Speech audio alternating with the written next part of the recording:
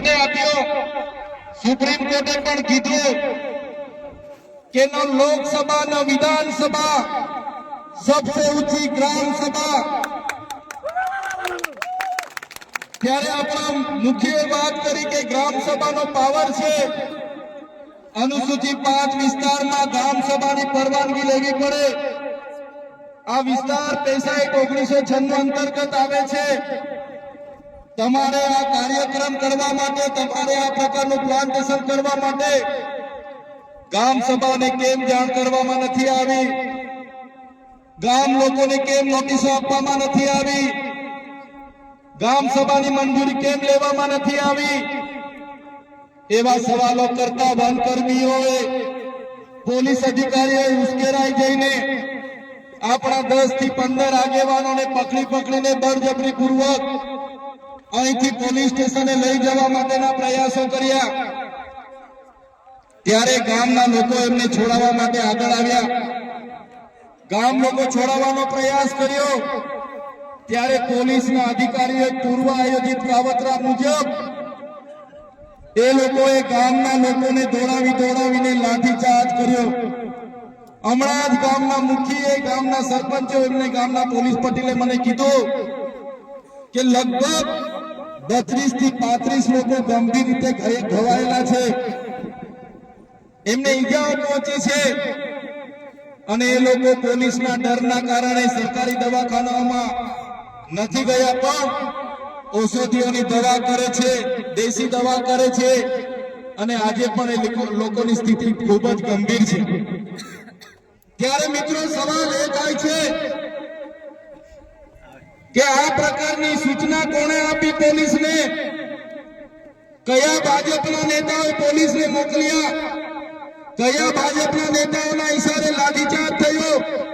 કયા ભાજપના નેતાઓના ઈશારે અહીંયા 27 જેટલા ટીયર ગેસ છોડવામાં આવ્યા? અને કયા ભાજપના નેતાના ઈશારે અહીંયા 50 થી પણ વધારે રાઉન્ડ ફાયરિંગ કરાવવામાં આવ્યું? આ ફાયરિંગમાં નાસભાગ કરતા ઘણી માતાઓ, ઘણા બહેનો, ઘણા વડીલો ઈજા પામેલા છે। ત્યારે સાથીઓ, આપણો આદિવાસી સમાજ સંવિધાન અને સંવાદમાં માનનારો છે।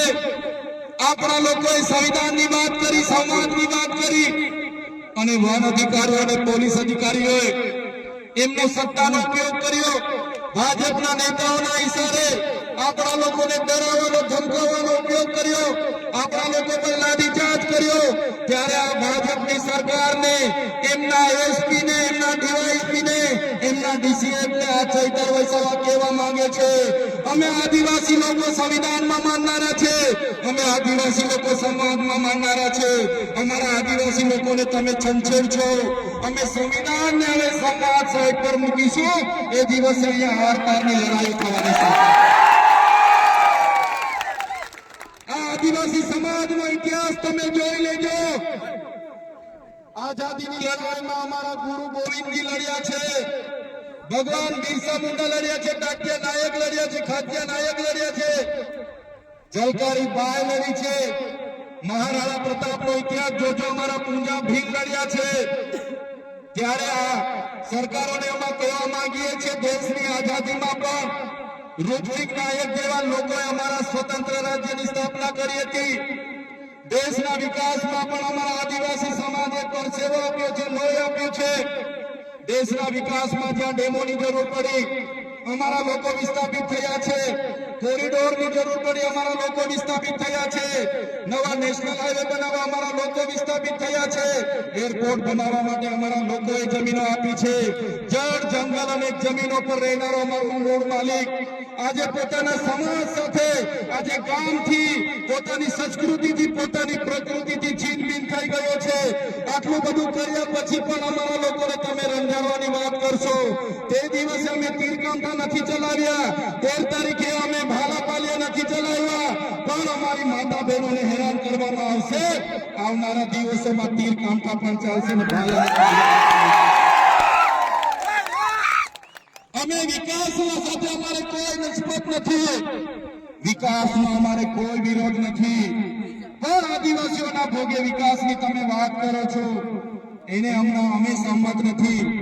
એક બાજુ આઝાદીના 78 વર્ષ થઈ ગયા, અમારા લોકો આજે આઝાદીના 78 વર્ષ પછી પણ 2 ટકના રોટલાઓ માટે અમારા લોકોને શહેરોમાં મજૂરી કરવું જવું પડે, અમારા બાળકોના શિક્ષણ માટે શાળાઓમાં શિક્ષકો માટે આંદોલન કરવું પડે, સારી શાળા માટે આંદોલન કરવું પડે, પીવાના પાણી માટે આંદોલન કરવું પડે, જંગલની જમીન માટે આંદોલન કરવું પડે, અમારી ખેતીના પાકના ભાવ માટે આંદોલન કરવું પડે, અમારા યુવાનો સાથે જે અત્યાચાર થાય એના માટે આંદોલન કરવું પડે, મારી 2 દીકરીઓ માટે આંદોલન કરવું પડે.